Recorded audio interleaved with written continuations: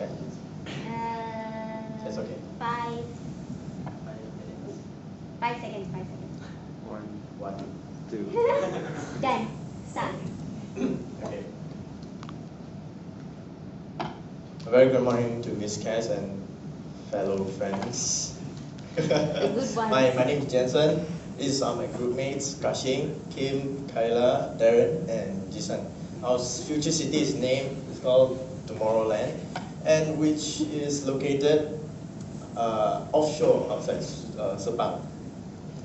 Okay, I'm going to start with my part, which is one of the more important factors of a city, security. Well, safety first. Our city priority is to prevent a crime a crime before it even happens. So, in the case of petty and violent crimes, it's the matter only if the policemen are doing their best to prevent it to happen or not. So, are they doing their job? So, if you see this is actually when the crimes happen, and obviously, would you run from Fat Cop. Yeah. Now that I know that he's likely to shoot me, Yeah, probably. But then he will probably shoot you also. And then this is actually why the crime rate increases, but not in our city. Not in our city. In order to become a police officer in Tomorrowland, they will have to undergo a series of fitness and ability tests, which they have to go, before they are allowed to enroll into the police academy. Well, next will be the airport security and coast guards. Both of these parties work along with each other effectively, efficiently, and to prevent international crimes to go into a city or out of the city. With the advanced technologies of security systems and also APDU, which is Airport Police Dog Unit, there is no escape for them to actually flee or enter the city, the criminals. Okay, next will be, have you guys watched Fast and Furious 7? Yes. Yeah, it's a nice movie. These guys haven't? No. Not yet. Never mind.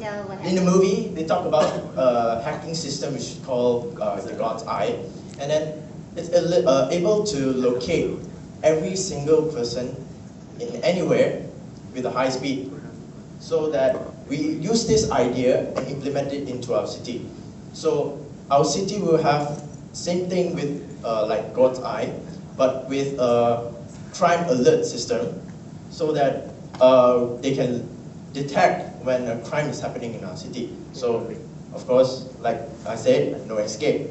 Well, if there's a criminal, there's also a prison. No doubt there's a prison in our city. In Tomorrowland, we have the most secure prison in the world with maximum security system to prevent prison break. And like Fuchu in Japan, there's a prison. Same thing goes with our prison, which is even the sign of escape will trigger the alert of a prison officer to be ready to take action. With the police force anytime, 24/7. So if you want to commit a crime in Tomorrowland, our city, think twice. So now I'm going to pass my mic to Kyla for her part. Hello everyone, I'm Kyla and I'm going to talk about the water and waste management in our future city. Water and waste management is one of the most important political environmental agenda in this modern era globalization. Therefore, having a sustainable water and waste management could help us all reduce the impact of global warming, creating valuable soil amendment, reduce air pollution, ensuring community access to safe drinking water and adequate sanitation, and of course, living in a clean environment. The water management in our future city is by having an efficient and hygiene purifying water that is of course safe to drink. Moreover, it is a must to have wastewater collection and treatments. The process of these treatments includes includes removing grease and oil, minerals and pesticides, as well as decolorization, sludge dewatering, nitrification, and denitrification. Hence, having to treat wastewater creates clean water to reuse and helps maintaining natural areas as well as encouraging tourism. Furthermore, we plan to replace censored washing tap in every washrooms and kitchens. As such, a censored washing tap is an automatic washing tap that enables users to wash their hands or taking a shower without touching the washing tap controller. This also encourages users to save water when not in use, as well as preventing cross-contamination and keeps the shower clean. As for the waste management, a smart sensor device will be stored in each waste containers. It is a wireless sensor device that measures and forecasts the level of waste containers and gives smart collection plans using the most efficient schedules and routes. As a result, it reduces costs, road wear, vehicle wear, noise pollution, and work hours. Last but not least is recycling waste. In our future city, it is necessary for our future citizen to recycle waste. And I'm going to pass this mic to Kim for the next topic. You're like so unsure whether to pass the ball to someone else. Okay. Hi guys, I'm Kim, and as for my section, I'll be talking about tourism and hospitality. Well, the first thing we have are green hotels. Well, green hotels are not hotels that are painted green, but are hotels that are environmentally friendly. In our city, the hotels are all 100% eco-friendly, where we install green roof as a way to improve stormwater management and reduce energy use. Also, our water are heated by rooftop water heating system, which provides 60% of the heated water throughout the hotel. Next, we have tree hotels. Since our city is all about being eco-friendly, there are a lot of trees that are planted throughout the city. Hence, we have tree hotels. These tree hotels are built around the trees, so no trees were cut during the process of building these hotels. In the future, since everything is like fast-paced, There's one scary robot. yeah. Look at it. Look at the eyes. It looks like it wants to kill me. Okay. Continue. Anyways, in the future, since everything is like fast-paced, people will always be rushing, and time is very important to them. This is why in our city we have robotic food service. Without waiting for half an hour or maybe an hour for your food, the high-class technology that we have provides these robots to have the ability to serve your food in less than 5 minutes, just like waiting for instant noodles. High-tech museums. The museums that we have throughout our city are all high-tech in a way that we have installed 4D hologram systems. This system gives a more interactive feel with the visitors compared to all those regular old boring museums that we have around. Next. If you're up for like a chilling time with your family, you can head on over to our futuristic theme park, where we have an area specifically where there's robotic dinosaurs. Robotic dinosaurs. But rest assured, these dinosaurs are all safe, so it's not like the ones you see in Jurassic World. So your safety will be great. Lastly, Your safety will be assured. your safety will be assured. So, lastly, we have our enhanced planetariums. our enhanced planetarium, we strive to give visitors an outer space experience like never before.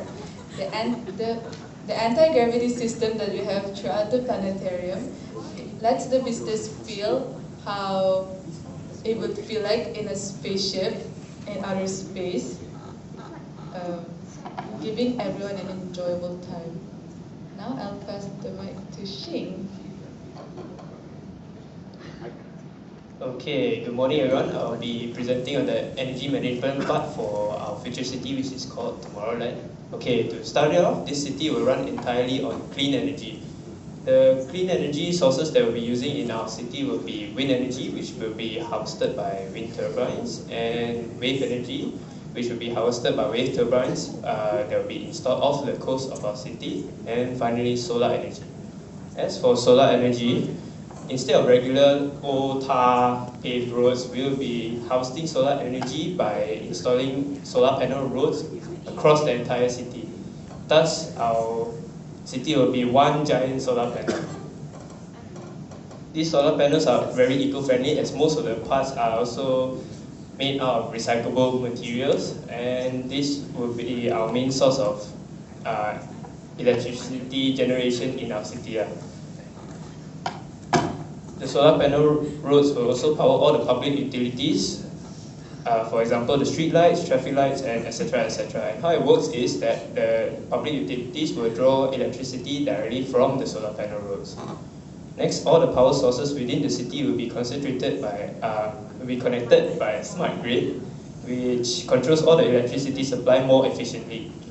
For example, if the city is using less power, all the excess electricity produced will be stored in a kind of battery center. Then if the city is using more power and all the power sources can't keep up with its electricity demand, it will take the electricity stored in the battery, what's this called again? The battery center that it was stored earlier on and feed it back into the city. In case of as a backup power supply, in case one of the power sources fail in the city, a nuclear power plant will be turned on to generate electricity. Finally, as we humans produce a lot of waste, all the garbage produced by the citizens will be collected and sent to a recycling center to be sorted out into organic and recyclable waste. The organic waste will then be sent to another facility to be decomposed into methane gas, and this gas will be supplied to the city to each individual household to be used as a cooking gas. That will be all from me. I'll be passing the mic to Ji-san to talk about his part. Hello? Okay. So I'm going to talk about the transportation. Buses are the future of urban transport. No, I'm not kidding. A properly designed BRT system will carry passengers over more kilometers of road than any other transport. Also, they can relieve congestion on the roads. And maglev is short for magnetic levitation. These trains run on magnetic guideways, run on high speed, and they run at very high speeds. And because they're like kind of floating and there's no friction. And the difference between maglev and conventional trains is these maglev trains do not use fossil fuels. And the only type of vehicles, personal vehicles allowed in the city are electric vehicles, because they don't produce any carbon emission and everything. And there will be charging ports all around the city. These charging ports will be fed directly from the solar panel roads, as mentioned by Shing just now. And designated bike paths will be set up to encourage cycling. And these bike paths will also be layered with solar panels. And in busier parts of the city, there will be elevated walkways. Because if you look at our city right now, or Tokyo or New York, people use crosswalks, and these crosswalks have traffic lights. And the cars have to stop at the crosswalk, and this will cause congestion. And these elevated walkways will prevent that, and will also ensure the safety of the pedestrians. So now I'm going to talk about disaster relief. So emergency responders will be available 24/7, and And in many situations, disaster zones are going to be covered in debris. And first responders on foot will have a hard time maneuvering across all the debris. And these disaster zones are all no-fly zones because air vehicles are really loud and they'll cover up the cries for help. You can't hear it. So instead, you'll be using unmanned aerial vehicles or drones. These drones are very light, they are easy to set up, and they're pretty quiet. So you just throw them into the air, you attach infrared sensors, and they'll scan the ground for heat signatures and report the locations for the EMTs and stuff. And in an event of a disaster, many people will be displaced from their homes. So we have this modular housing system. These modular housing systems are very light, they can be lifted by hand, and they sleep 4 people. And these modular housing systems, they're designed like coffee cups, so they can stack up, and this is efficient for storage and transportation. And that's all for my part. I'm going to pass the mic to Darren. Okay, thank you, Jisan. Okay, so moving on, I'll be presenting about green buildings. So let's get to the very basics. What does the term green building means? Well, basically, green buildings are buildings that are environmentally sustainable. They are designed, constructed, and operated to minimize the total environmental impacts, such as water consumption and carbon emissions.